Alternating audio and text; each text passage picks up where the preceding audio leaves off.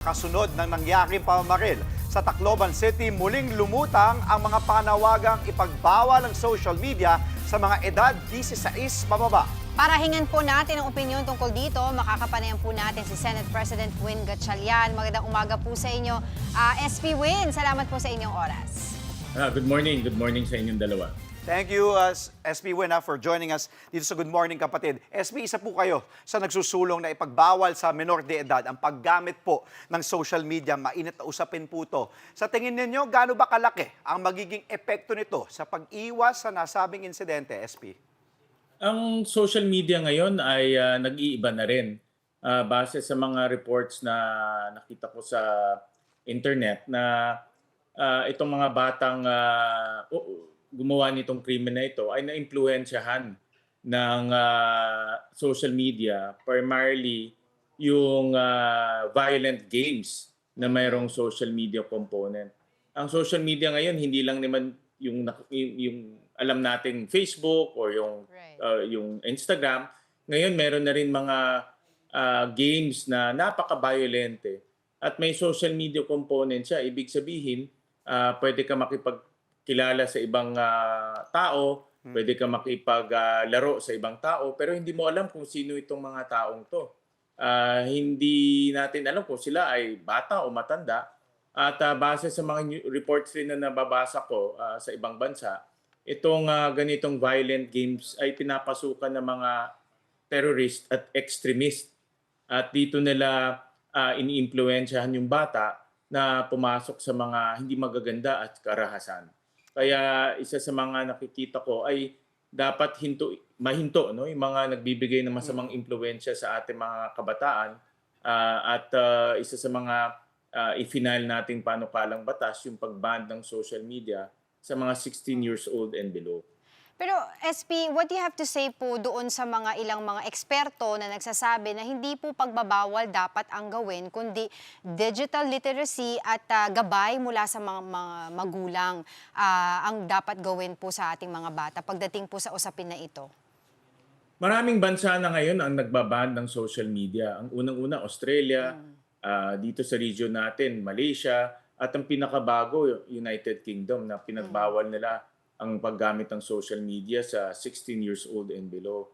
At marami na pag-aaral yan, hindi na nga pinagtatalunan yan. In fact, ang Facebook ay kakabayad lang nila ng malaking danyo sa isang pamilya sa United States dahil nga hinatulan sila ng korte na nakaka-impluwensya yung social media sa bata at sa kabataan. Kaya paraming bansa ang nagbaban ng social media sa kabataan. Importante ang magulang. Talagang dapat idiin natin yan. Ang mga magulang natin hindi pwedeng maging pabaya. Dapat maging alisto sila at mapagmatsyag sa kanilang mga anak. Dahil ang mga batang ngayon nakikita natin yung actually normal na makita natin mga bata nakadikit yung kanilang mga mukha sa cellphone nila. At hindi natin alam kung anong pinapanood nila, hindi natin alam kung ano yung linalaro nila. At kaya ang mga magulang natin dapat maging mas mahigpit sa paggamit ng cellphone. Aside po dyan sa mga nabanggit nyo, SP, ano pa po yung mga nakikita nating hakbang na dapat maiwasan or dapat po gawin para po maiwasan yung mga ganitong insidente ng karahasan sa mga paaralan? Si Senator Raffy Tulfo has suggested to put CCTV cameras at saka magbigay ng mga security guards sa mga eskwelahan. Do you agree on that? Tama. In fact, marami na kaming pagdinig nung chairman ako ng Basic Education Committee. Isa sa mga tinutukan namin yung bullying sa schools natin. Magkakadugtong kasi yan social media, mental health, bullying, magkakadikit-dikit lahat yan. At isa sa mga tinutukan namin ay yung malalang bullying na nangyayari sa ating mga paaralan. In fact, doon sa 2019 PISA, tinagurian tayong bullying capital of the world. No? Yes. 6 sa 10 bata sa ating bansa ay nakakaranas ng bullying. At isa sa mga recommendation namin ay maglagay ng CCTV. Rinecommend rin namin maglagay ng mga security guard or watchmen sa mga paaralan.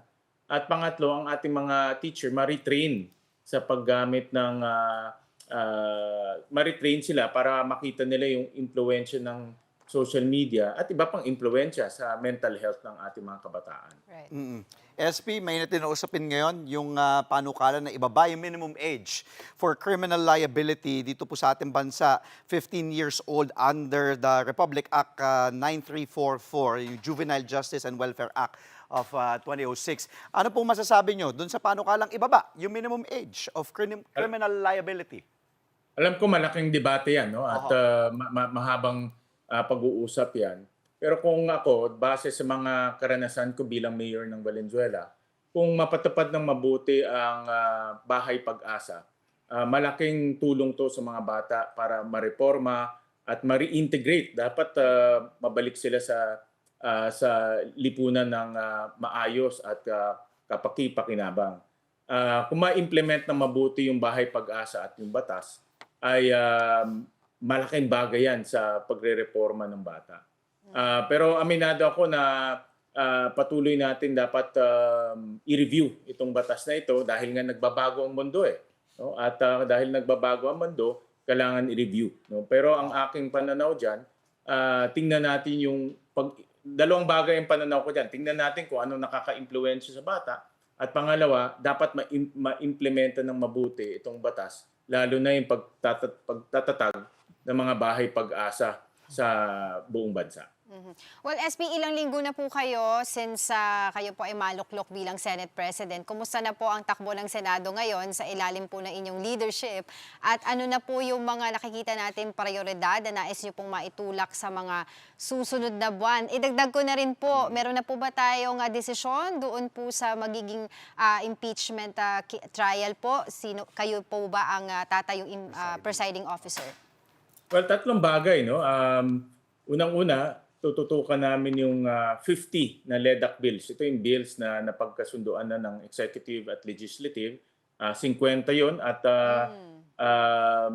nagpadala na ako ng sulat sa ating mga chairmen para tutukan itong mga batas na ito.